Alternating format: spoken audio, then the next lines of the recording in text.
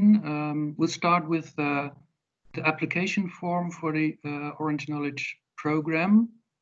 And the first feature I want to show you is the new field that we have created that gives the option of for the student who applies to enter an institution reference number in a way that the reference number is directly registered in the Delta application and can be used afterwards. So for the start, I will quickly go through the application form.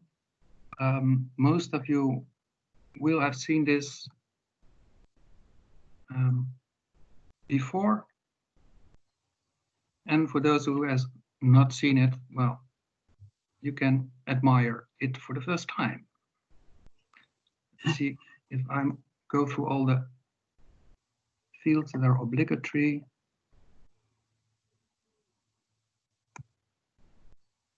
Okay, here we have the new field that is called reference project code, and it's an optional field. So when the student does not know the institution reference number yet, he can leave this field blank. But if the student knows the reference number, he can fill it in here. I just do a dummy value here. You can instruct the student to enter the institution reference number, and so the student can fill in that field. I continue the application form with some dummy information and some dummy documents.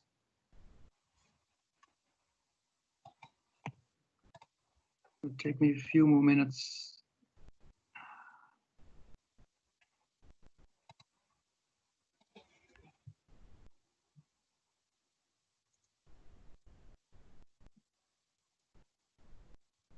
Okay, that's the filled in form. I can submit it like this.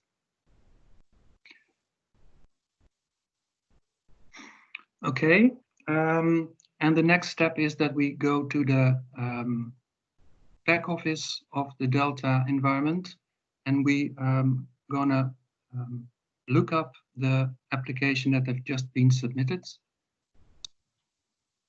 Okay, see my session has timed out, so I have to start it up again.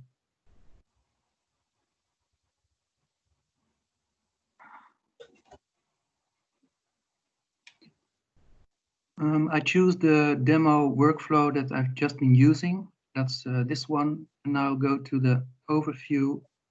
And here I have on the bottom the application that has just been entered. And here you already can see in the right-hand corner the reference number that has been entered in the form. And it is also available when you click on the application. You can also see that the reference number now is shown in the list of fields at this place. And also when you go through the institution tab and click on institution details, which is the part that we come back later, mainly for the report phase. But here you can also see that the reference number is automatically available for you as institution to make use of. That is the first feature. Are there any questions about that? I see one question. Thank you, René. I see one question in the chat, which is reference project code the wording that is commonly used? Is it clear for the students? I would say that that's differs per institution, and I also think that part of the reason that this wording was chosen, but maybe you can add to that, René, as well, is that this is a field that is used in more spaces in Delta, because Delta is not just for the scholarships, Delta is a more generic system. So I think this is the reason there's also project code in the title and in the use of the field by the students it concerns. Yeah, perhaps it might need a bit of an explanation that this is the reference number or student number, whichever term is used in the specific institution that you work with. But I think, and this is maybe something that people present here today can confirm or not, that the specific term for the student number or reference number differs per institution in general. So, well, maybe it's good to make that very explicit that this is what is meant here. But yeah, this is what I can say about that. Yeah, that's a correct explanation. The field is used because it is an existent field in Delta, and it is, in theory, it's possible to change the label of this field if there's any need for that. But we have to just find out whether that is necessary or not. But it's possible in principle. Okay, and may I add to that it's possible to give more explanation in the mouse over if necessary? Yeah, so that is something we can take into account as well. So if, for example, it is agreed by all the majority of institutions participating that the mouse over, which is like a field that pops up when you hover over a certain field with your mouse, should be please enter your student number, for example, then we can arrange that too. Okay, I suggest we go on with the next feature. That is a feature in the landing page of Delta. I'll just move Marleen to the right bottom. And it gives you the possibility to filter the list of workflows you get in your starting screen. As you see in the demo environment, there are a lot of workflows, and perhaps in your own Delta environment, you already have maybe 7, 10, or 20 workflows when you also work, for example, for the TMT program. So this feature gives you the option to create a filter on the list of programs that you actually want to see. So when I want to make the list of workflows smaller because I want to work only with, say, the MENA Scholarship Program, I can just tick the MENA Scholarship Program box and submit. And then the list of workflows is diminished to only the MENA Scholarship Program workflows. And it is also possible, even if you want to filter even further, to filter on the years. I have now filtered for the years 18, 19, 20, but when I only want to see the workflows for MENA Scholarship Program for 2020, I can untick these boxes and submit, and click on submit, and I only see the MENA workflows for 2020. So this is a practical feature when you're dealing with a screen with a lot of workflows, and it costs you a lot of time to find the right workflow. Now you can use the filter in the top of the screen to make work a bit easier for you. That's it. Yeah, and can I add to that Delta will remain your choices. So the next time you will log in Delta, the choices will be there. So sometimes you will think, hey, where's my workflow? I don't see it anymore. Please check your filter, because we also have noticed that sometimes we think, oh, something's wrong, but nothing is wrong, but your filter is just too limited for all the work you have to do. So be aware of that. Yeah, that's a good addition. Thank you, Sander. You're welcome. Okay, thank you, René and Sandra. I see there has one other question been posted in the chat in the meantime. And this is when the reference number field, will be implemented.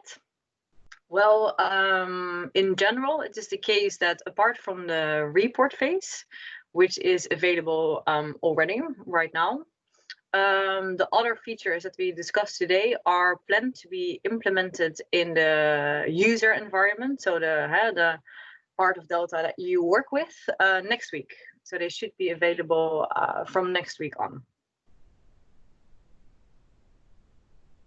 Okay, thank you, Marleen. So I continue with the next feature. that feature has to do with the reports environment within Delta. I have to make a filter again for the right example, and that is a master workflow that I want to use this time. Number 1536 it was. Okay. I'm still struggling with the filters, as you can see.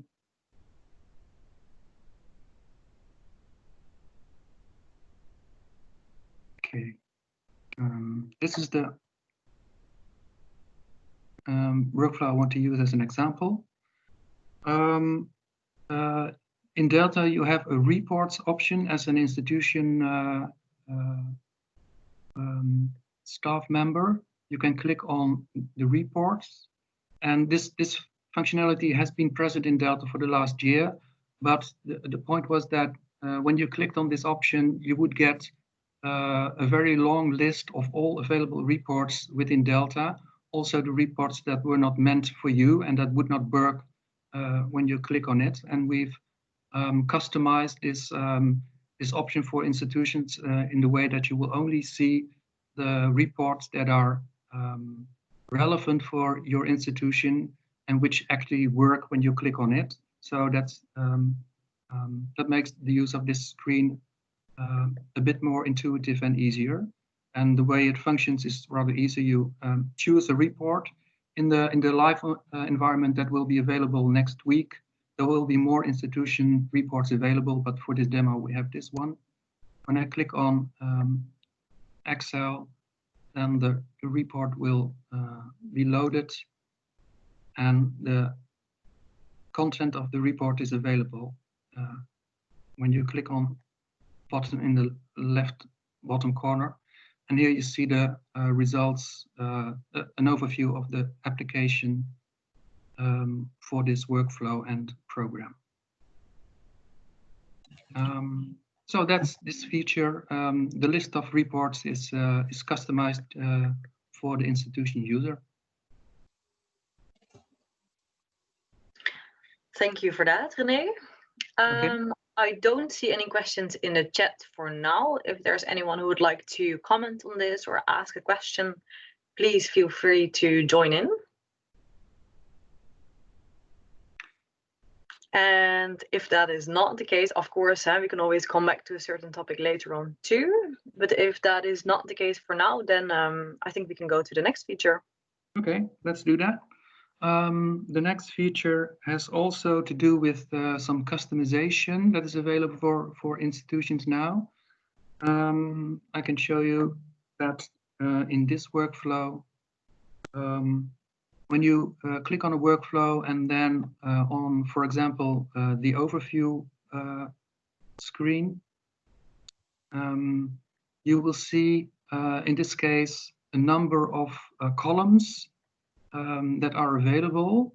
And it used to be that these columns were fixed. But from now on, you as an institution user have the option of customizing which column and so what information you want to see in this overview. And you do that by clicking on the button filter. That may be a bit confusion because it's not really a filter option, but when you click on it, you see an option list of some 15, I believe, fields that are available in this screen. And you can pick the fields that you want to use for the present task that you're working with. For example, if you are interested, say, in the gender and date of birth of the candidate, you click on these boxes and click on apply. And then the columns with gender and date of birth will also appear in the overview. And the fields that you've added are then available for filtering and sorting, which is very practical in the case of, say, the column with the course name. If you click on this button here, the courses will be ordered alphabetically. So it's easier for the institution user to find the right candidate based on the course he or she is working with. And it's also possible here, you see the new field that I've mentioned earlier, the institution reference number, is also an optional field in this screen. So you can easily filter on this. You can, through customization, make this field available. And after that, you can filter on this field by clicking a part of the search item and then click on this button here. And then you will only get the applications in which, in this case, 345 appears in the institution reference number. So this customization will also help you with doing your work more efficiently. And the last thing I want to say about this is that the customization option is not only available in this overview screen, but in practice, in all the overview screen you may be working with. So also in the nominate screen, there is the same filter option with the same number of fields that you can choose from in order to make your work more efficient. Yeah. Okay, that's it, Marleen. Yeah, we heard that there was a need for filtering, especially in the nomination phase, on courses. And with this new feature, you can do so easily. So hopefully it will help you to do your work more easy. Thank you for that. We have received 2 questions about this in the meantime. Okay. The first one being, what is the maximum number of fields you can use? And related to that, how does an overview look with more fields? Okay. You Well, know that too, René. That's a very practical question, I think. So let's try. I don't know the answer. It's possible to filter all 15, but then you have to question if you want to have a screen like this. And some of the options are not applied for your program, so it will be empty, as you can see at the end. And this is because it's a generic system, so other programs can benefit from this feature. Thank you. And then the follow-up question to that is institution comments also a filter field? No. No, it's a short answer. No, it's not a filter field. It's very specific for OKP. And perhaps it's possible now that you can filter on the institution reference number, so you can find the candidates easier. But it's an open text field, so it's much difficult to filter on an open text field than on a solid item. Okay, thank you. What is good to know for everyone present, I think, is that any suggestions for further development you have, like, for example, including this as a filter field, of course, we'll take that into account. We'll work on the continuous improvement also after what we have produced and developed over the past period and what we're showing to you now. So please feel free to also include your suggestions for improvement and further feedback on what we're showing you right now, so we can take that into account in our further actions.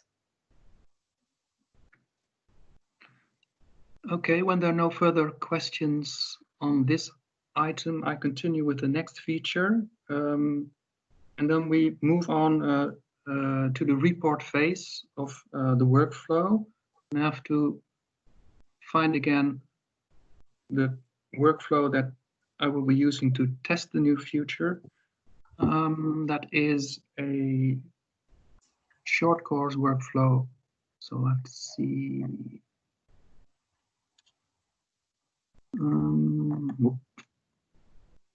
This one. Okay.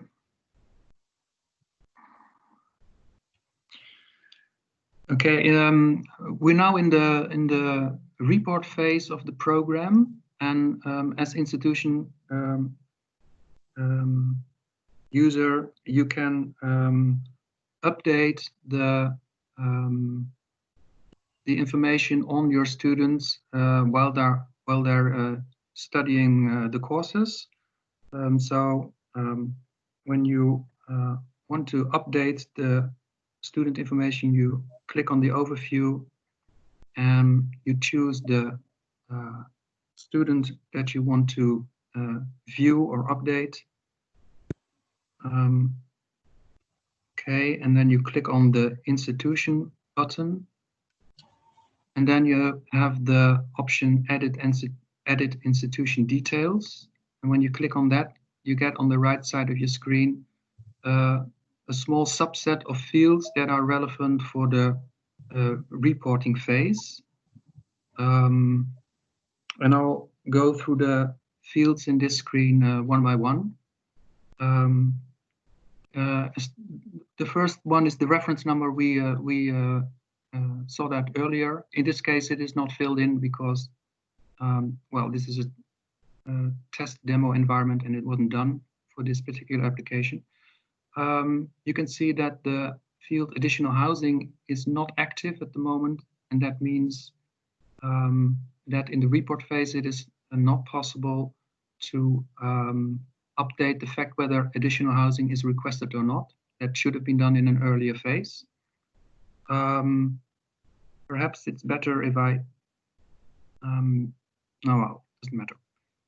You have the field extension in which it is possible to, when there is an extension of the stay of a particular student, you can update this field and enter the number of days or months, depending on whether it is a short course or master program. So you can register an extension of the course period for this particular student. It is also possible to update again for a specific student the scholarship dates with this calendar option. And this also goes for the end date of the scholarship period.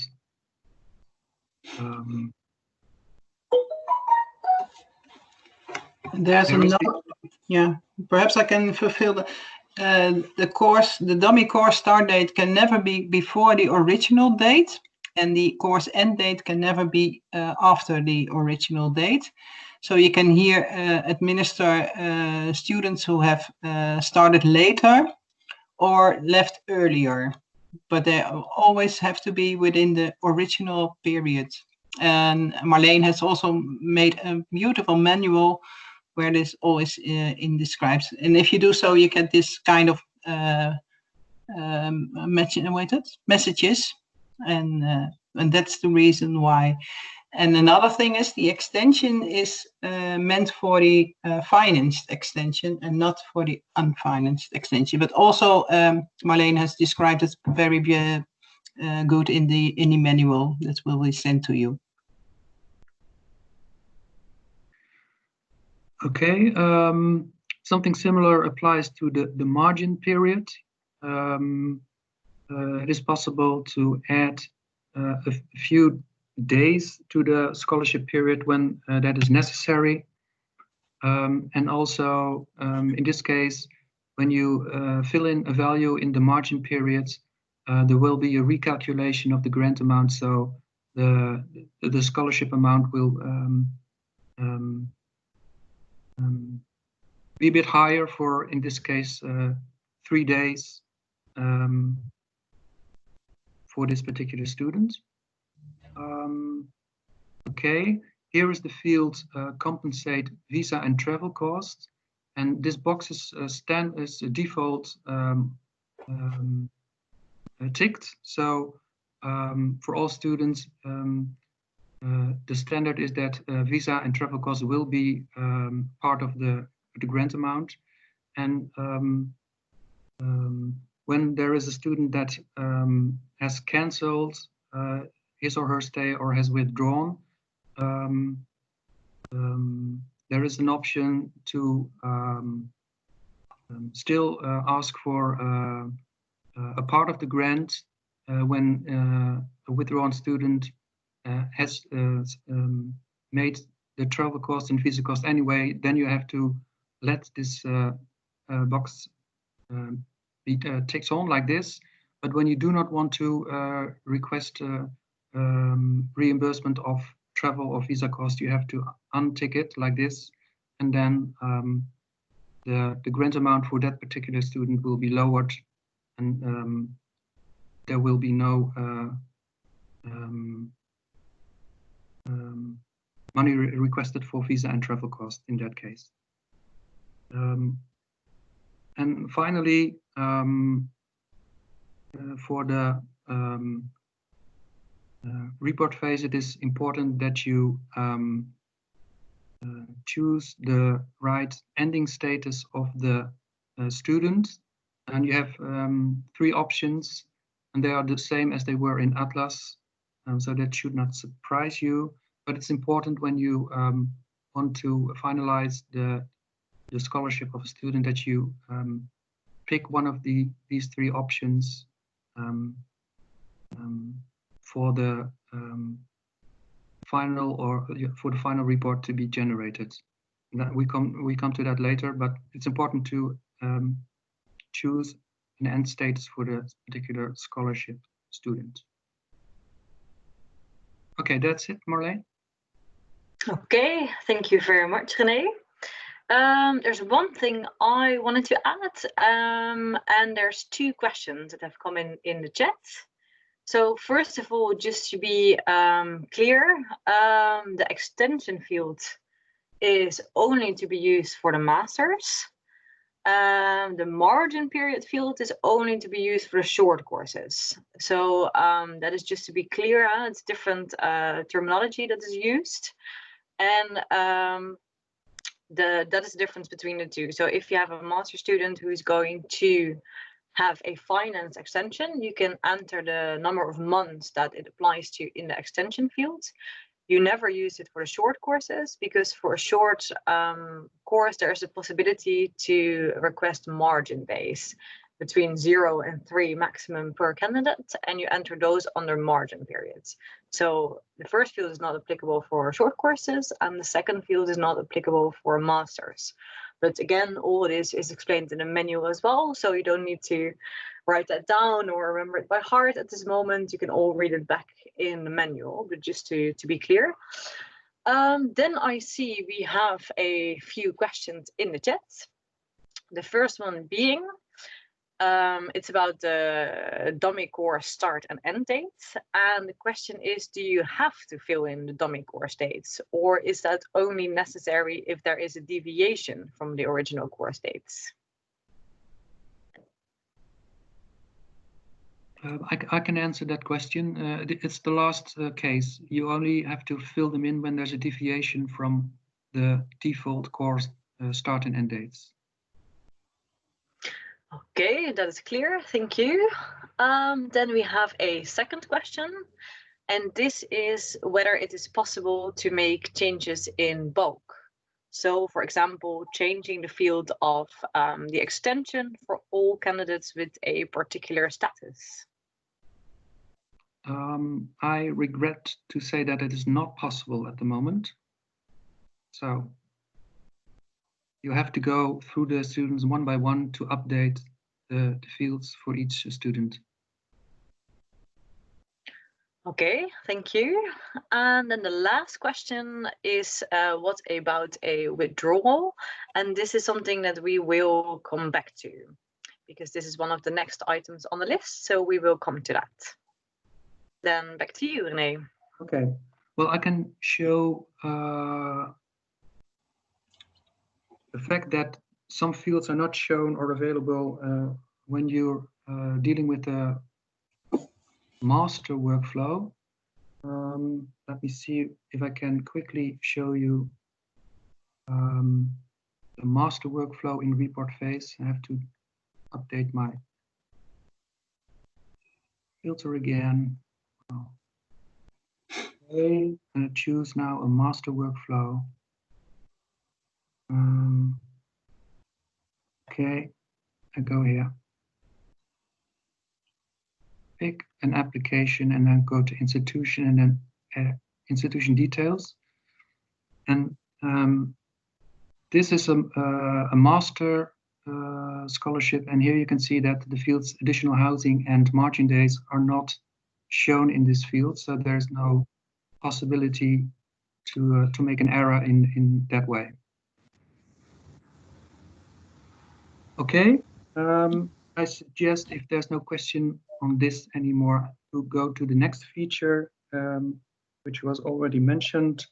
That is the withdraw replacement option.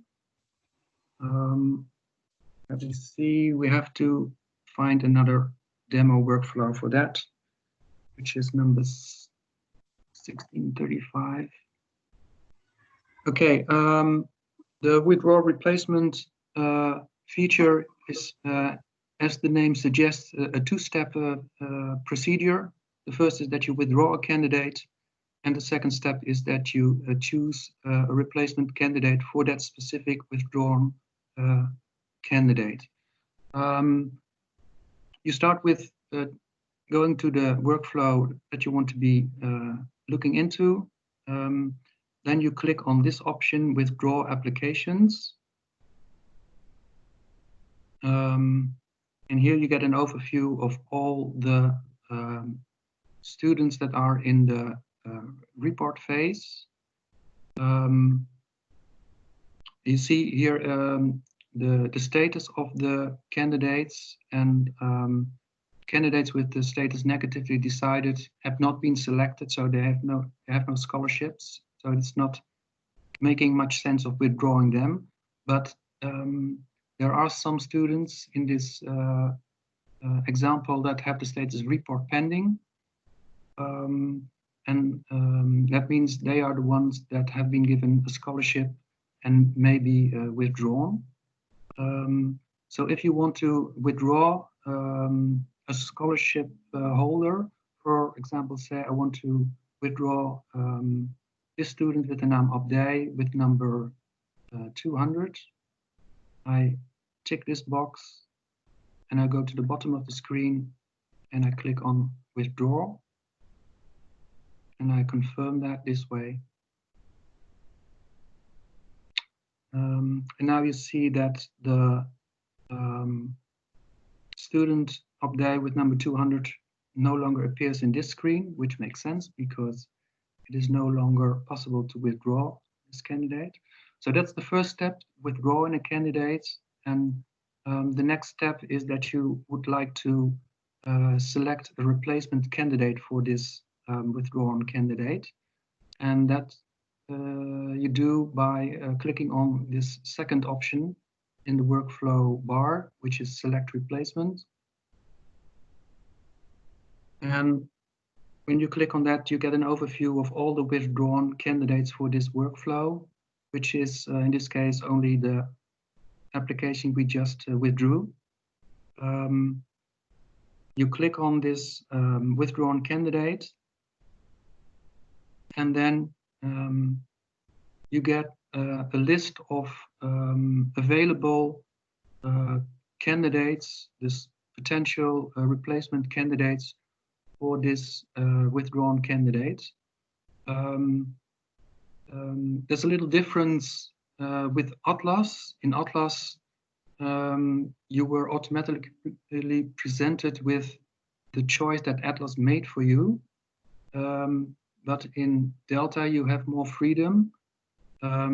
You are presented with a list of potential candidates, and there are some conditions that determine this list. The students that are shown in this list must first of all be eligible candidates. So candidates that were held to be not eligible by the embassy in the early eligibility check phase will not be shown in this list. So only the eligible candidates are shown. Also, the candidates must have an assessment score that was higher than the minimum scores, let's say the minimum quality score for this workflow. So when the minimum score for a workflow is, for example, 20 points, only the candidates that have 20 points or more are shown in this list. It is also necessary that the potential replacement candidate is not more expensive than the candidate that was withdrawn. So it is never possible to choose a candidate with a higher scholarship grant amount than the student that was withdrawn. And finally, that's also very important, the replacement candidate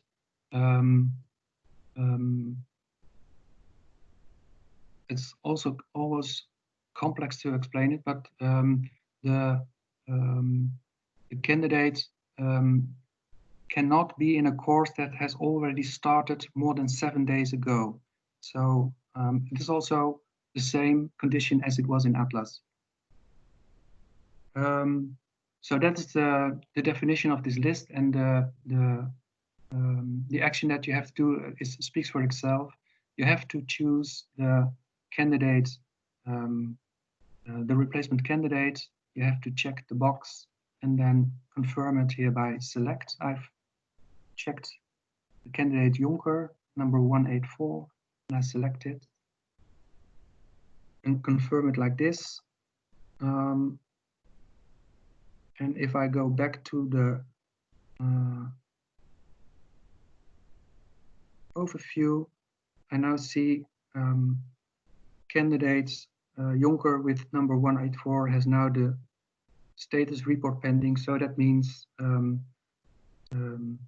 the candidate Jonker is now a selected candidate. That's in short the withdrawal replacement procedure. Marleen? Okay, thank you very much, René. That is very clear. We have received a few questions in the chats.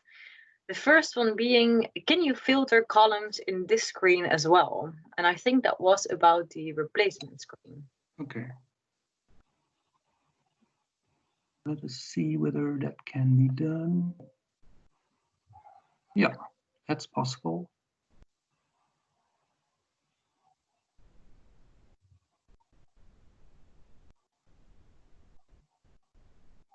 So that's a positive answer. All right, thank you. Then the next one is whether we have insight in the number of points of the candidates. Well, the candidates in the replacement list are only divided by above or below the minimum score. So the exact number of points is not shown, but it is shown whether they do qualify as a replacement candidate or they do not qualify as a replacement candidate. And that relates to the question after that, which is, do we only see the candidates that comply with the criteria in the replacement list? And yes, that is indeed the case. All the candidates that you see there are the ones available or qualifying to be a replacement candidate. So yes, that is correct. Then we have another question being, so the newly selected candidate must come from the same continent with regard to ticket budget. Well, yeah, this could be the implication, but yeah, the generic rule is that the scholarship amount of the replacement candidate must be equal to or lower than the one that is being replaced. So it does not necessarily mean the same continent. Let's say that the previous candidate who was withdrawn was from a continent with a higher travel reimbursement, then it is possible to replace that person by a replacement candidate from a continent with a lower travel reimbursement, but the other way around would not be possible. And then I see that somebody wanted to use the same example. So okay, that is clear then. And I see the last question. Can we filter other columns? Yeah, that was answered already by René. That indeed in this phase as well. it is possible to filter other columns and filter all the columns, because I think that maybe you can correct me if I interpret your question in the wrong way, but it is both possible to select the filters you want to use in a specific phase. So that is what René is doing right now, ticking the different fields you would like to be shown, as well as filtering per column. So that means if you only want to see the candidates from, let's say, Afghanistan, you can type Afghanistan in the country field, and that then shows only the countries, the candidates coming from that country. So that is both possible. Okay, those were the questions we received for now. If there's no new ones, then I give the word back to you, René. Okay, then we stay in the report phase. After the institution has updated all the candidate information, the institution is required to submit intermediate and final reports, and Delta does support that as well. Therefore, I have to go to yet another testing workflow, which I'm going to find. This one, for example. Once again, when the institution has updated all the relevant information for the candidates, it is possible to generate a standard report form, and that is done by choosing the relevant workflow and then clicking on the report button on the right.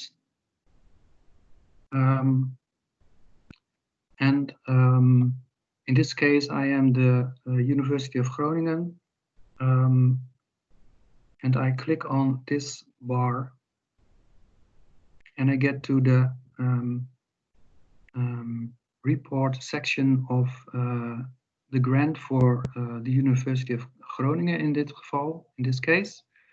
The first action that you have to do is to generate the standard report as you are used to do also in Atlas.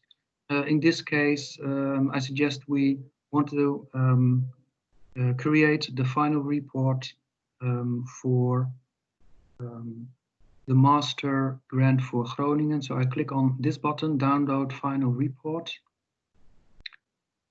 And when you do that, the standard report form is generated for the grant with this reference number and for this period and grant amount. This is practically the same as it was in Atlas, so that should not surprise you. And the standard procedure then is also the same as it was in Atlas. You have to save this form, and when the total grant amount is higher than 125,000, then you have to add an accountant auditor report to this report and finalize the report that way. And the next step in the reporting procedure is then that you can upload the final report, in this case, to Delta. And that is done in the same screen.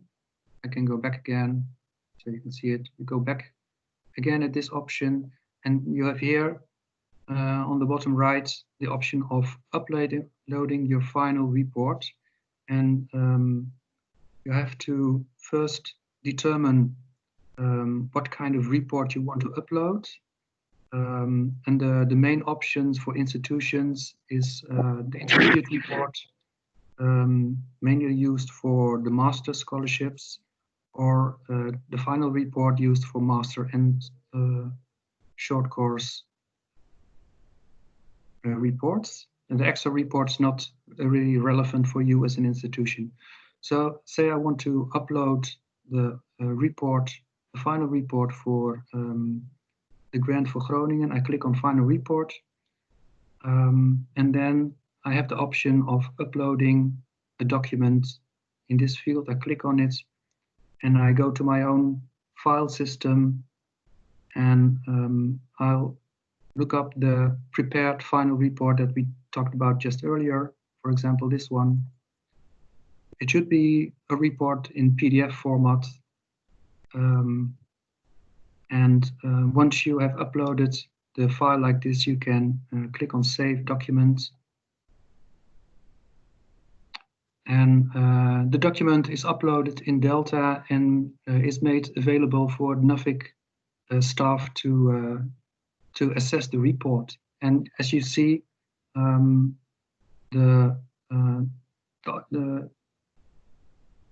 line with the report option is now not longer available here, because no action is required at this moment from you, because the report is now at NUFIC for assessment.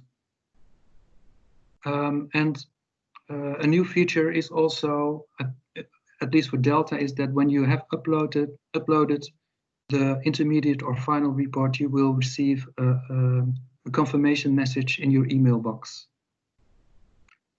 That's it for the report phase. Marleen? Thank you, René. There's a few questions we have received in the meantime, and there's two things that I wanted to add too. So starting with those, it was already mentioned by René, but just to be sure, it is important that before you go to this report phase, you have already made all the changes relevant to the individual candidates using the overview phase, as René showed in the beginning, so that all extensions, margin days, withdrawals, etc., are correctly registered before you go to the report phase, because in this phase, it's not possible to make those changes on an individual level. So this has to be done before going there. And secondly, a bit more of a detail, but still practical to mention, is that you can only upload a single file in the upload reports fields that René just showed. So that means if you have a grant that is over 125,000 euros and you need to include an auditor's report, that you would need to merge both reports and the auditor's report into a single file and then upload it in Delta. So not as two separate ones, but as one combined file. And then to the questions. The first one being, is the final reporting functionality available for all Delta users, or is it just available for the CCI, or in other words, the central contact person for the institution? René? We have the option to make it available only for the central contact person, I think so. But we have to perhaps decide upon what do you want in this case. I'm not sure. Both options are possible.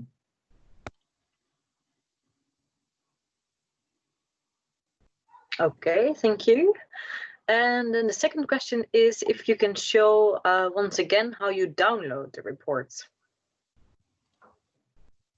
Okay, the problem with that is that I lost my test case. So I want to see if I can.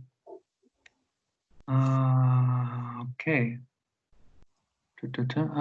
I'll just act as a NUFIC assessor, and I reject the report, and then it pops up again here, again. So I click on it, and then I click on either of these two buttons, download the final report, like this, and then the final report pops up in your screen. And then I think with the options here, there should be somewhere a save option like this, and you can save it in your own file system. Is that clear? I think it is, and please correct me if anyone feels that there are still questions unanswered about that. But then for now we go on to the next question, which is, in Atlas you had the option to go back a step, make adjustments and redo the report. Is this the same in Delta? So I think you already just answered that question. So well, if you've already submitted it, it needs to be rejected by nothing. But if you have made a mistake, and I think this is a question that was posted further up in the chat as well, if you have made a mistake in the individual data of a candidate, yes, you can adjust it again. It's not that you can only correct it once. You can go back to that file, edit institution details. I click the tab institution and then the button edit institution details again and change once again.